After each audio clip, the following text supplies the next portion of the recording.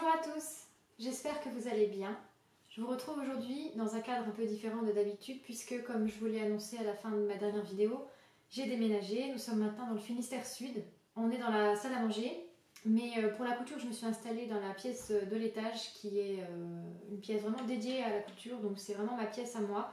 Par contre c'est la seule pièce de la maison qui n'a pas encore été rénovée, donc vous verrez des papiers peints un peu typés et des traces de peinture sur les murs. Moi ça me dérange absolument pas. J'ai ma pièce pour coudre, j'ai de la lumière, j'ai de l'espace pour mon matériel et pour circuler, donc c'est tout ce que je demandais. Ce logement-ci est provisoire, on va rester dedans quelques semaines avant de déménager à nouveau vers un autre logement où là on devrait rester un peu plus longtemps.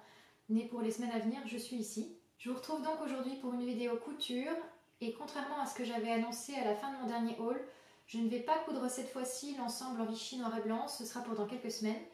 Aujourd'hui, je vais coudre une veste de style officier et c'est la veste Nadine de Coralie Bijasson, dont je vous avais aussi parlé dans mon dernier haul. C'est une veste à brandebourg avec aussi des pattes d'épaule, un col officier bien sûr et des manches longues.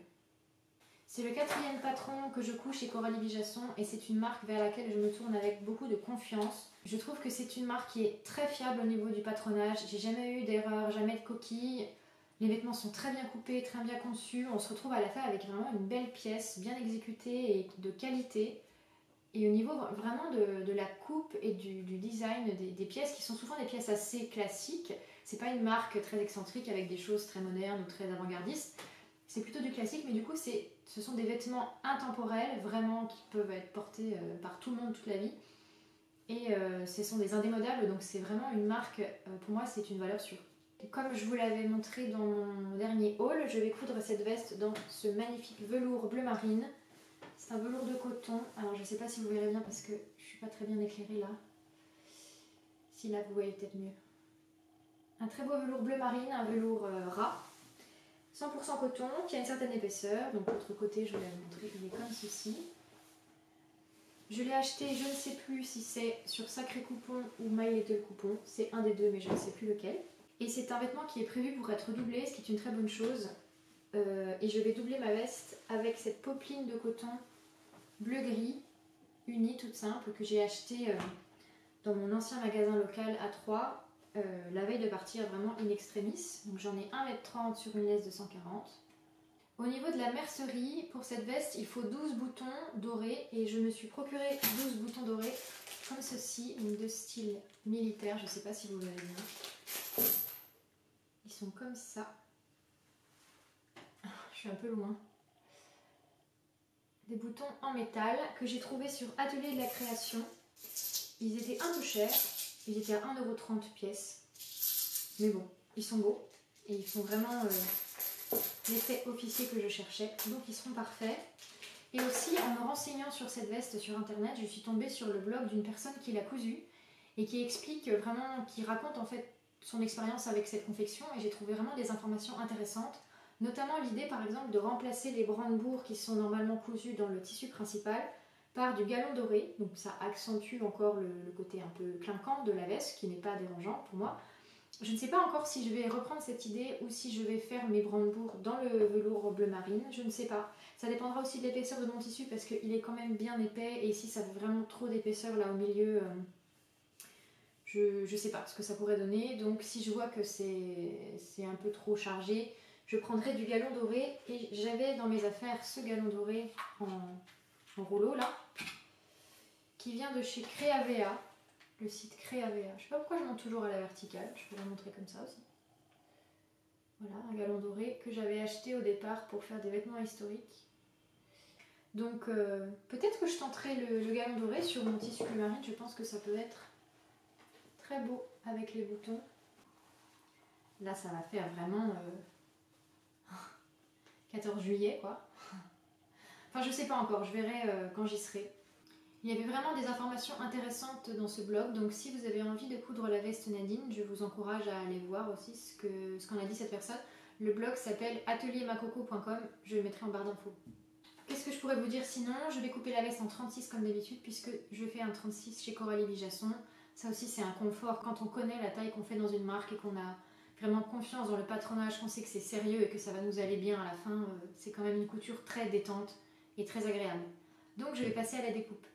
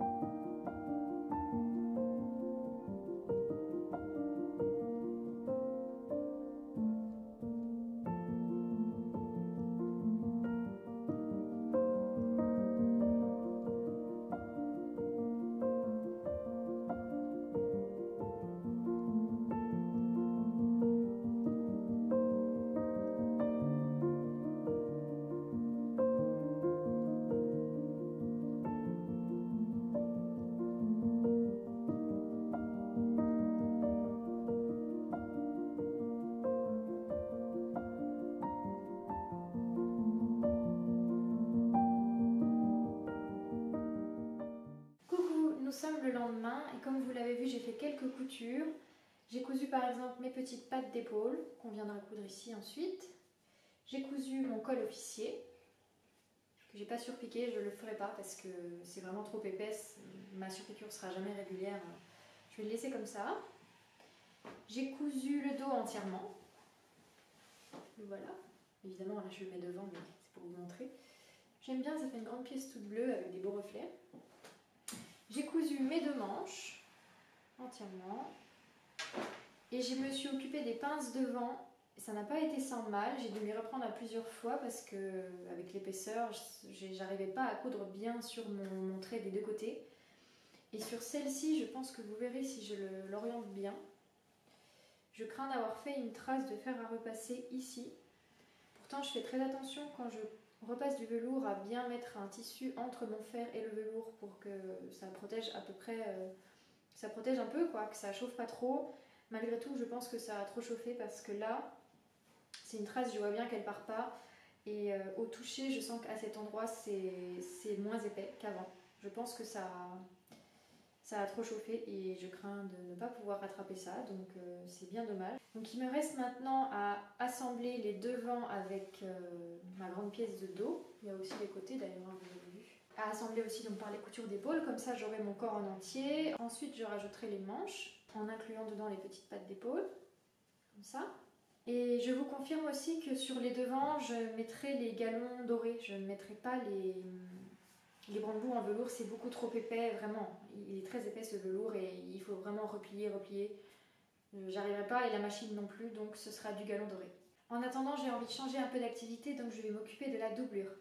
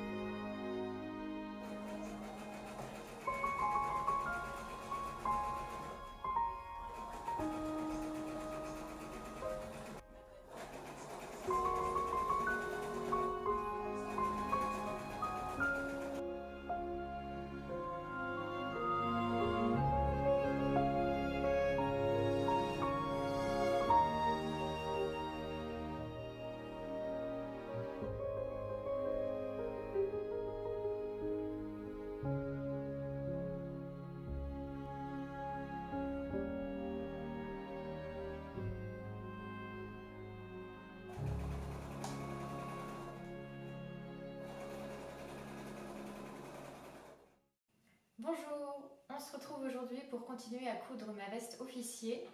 Aujourd'hui, j'assemble le devant et le dos de la veste en velours pour faire un premier essayage, entre guillemets, même si je suis confiante sur la taille, simplement pour voir à peu près à quoi ça ressemble. Poser les galons sur le milieu devant et monter les manches sur la veste extérieure et sur la veste en doublure, parce que vous avez vu que j'ai monté la doublure par ailleurs en entier.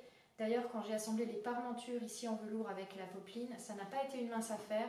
J'avais vraiment un décalage des deux tissus sous le pied presseur, entre le tissu du dessus et le tissu du dessous, à cause de l'épaisseur du velours, et aussi à cause des poils du velours qui ont tendance à faire une adhérence. Donc c'était un peu laborieux la couture, l'entraînement ne marchait pas bien. Que je mette le double entraînement ou pas, c'était pas une couture bien égale et bien propre. Donc j'ai dû finir par bâtir à la main ma couture avant de la passer à la machine, ce que je ne fais jamais. Mais ça a fini par marcher.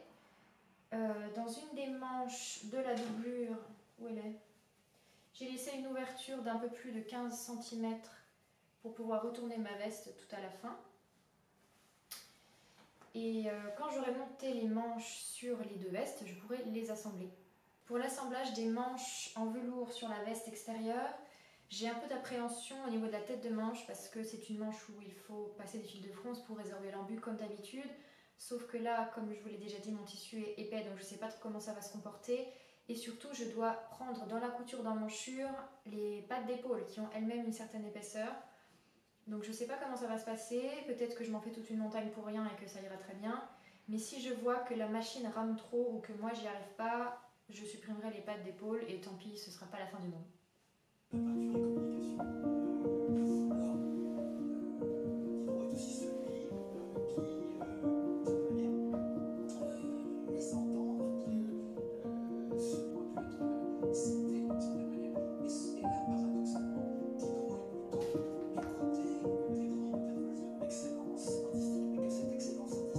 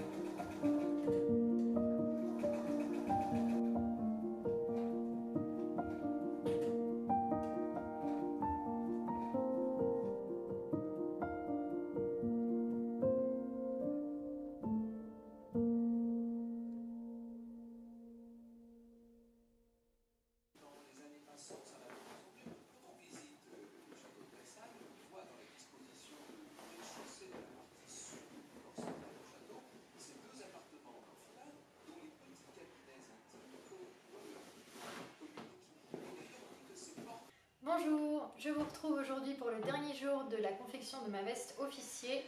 Comme vous l'avez vu sur les images, j'ai retourné la veste et je ne vous la montre pas parce que je ne vais pas spoiler le résultat final. Comme j'arrive vraiment aux toutes dernières étapes, je ne vais pas vous la montrer tout de suite. Je peux seulement vous dire que j'ai réussi à intégrer dans mes coutures d'emmanchure la patte d'épaule, donc très contente. Comme ça je vais pouvoir coudre un bouton et ce sera joli.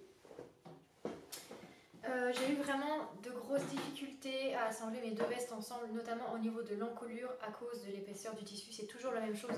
En fait, cette couture n'est pas difficile, c'est pas un modèle compliqué. Le montage est relativement simple, ça demande du travail, mais il n'y a rien de très difficile. Mais la matière qu'on utilise va forcément avoir des répercussions et j'avais totalement sous-estimé les complications qu'allait me causer de l'épaisseur de mon velours. Donc évidemment au niveau de l'encolure, quand il y a les deux épaisseurs de veste plus l'épaisseur du col qui est lui-même un assemblage de deux épaisseurs de velours plus les marges de couture, enfin bon, il y avait une épaisseur énorme et je savais que ça allait être compliqué. Finalement ça s'est passé un peu mieux que prévu.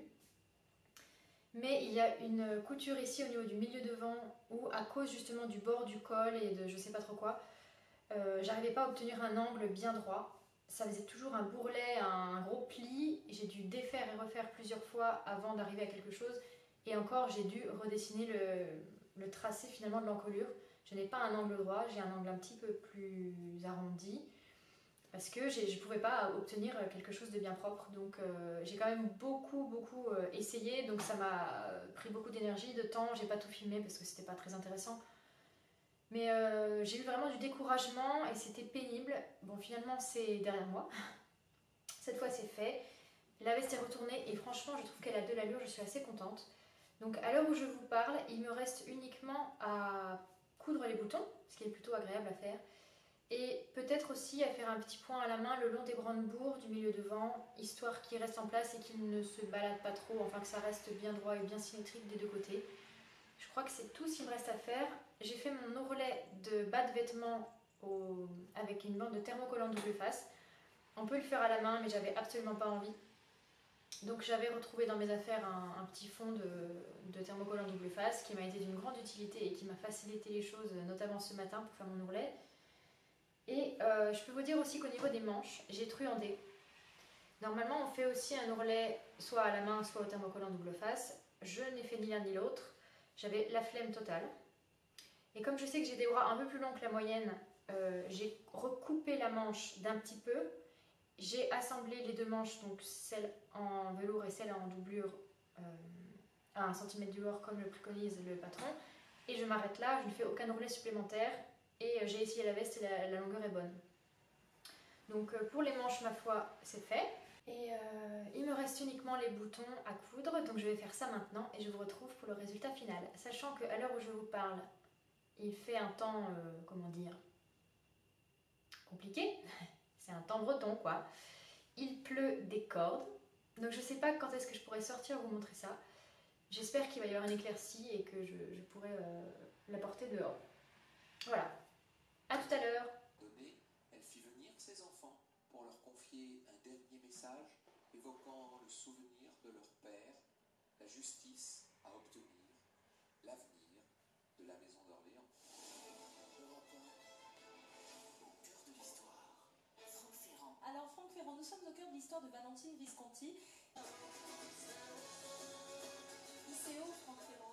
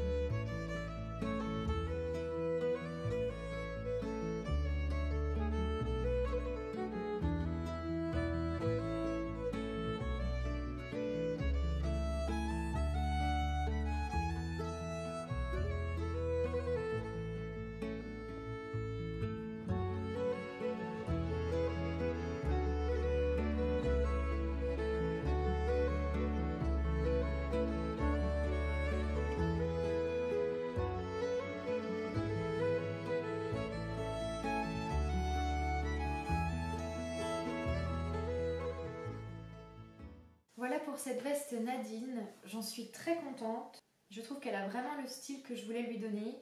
Les galons dorés ressortent vraiment bien sur le velours bleu marine. Je trouve que c'est très joli, que c'est très classe, ça claque. La longueur des manches est nickel. Et j'ai eu des péripéties, mais je suis vraiment contente du résultat. J'aime beaucoup le col officier puisque c'est un col montant et que, comme vous le savez, j'aime beaucoup les cols montants. Bref, je trouve ça très élégant, je suis très contente de moi. Et c'est une pièce que j'aurais vraiment plaisir à porter. Alors par contre, là encore c'est un effet de l'épaisseur du velours, mais j'ai un peu perdu en aisance à l'intérieur du vêtement à cause de l'épaisseur du tissu. Donc je pourrais pas mettre des choses très épaisses dessous, je peux mettre une chemise, un sous-pull fin. Je pourrais pas par contre la porter un peu plus tard dans la saison quand il faudra mettre des pulls fins, des choses comme ça. Là je serais trop à l'étroit. Pour l'instant ça va, mais il faudrait pas moins. Je trouve que la couleur est très belle, comme vous savez j'aime beaucoup le bleu marine et vraiment l'association doré et bleu marine, je trouve que c'est très beau. Mon petit vêtement qui fait un peu militaire, un peu marin, enfin je sais pas trop ce que ça fait en fait. Mais j'aime bien le style. Si cette vidéo vous a plu, n'hésitez pas à laisser un petit commentaire, à la liker et à vous abonner à la chaîne bien sûr. Si vous voulez voir d'autres vidéos comme celle-ci, je vous dis à bientôt pour une prochaine vidéo.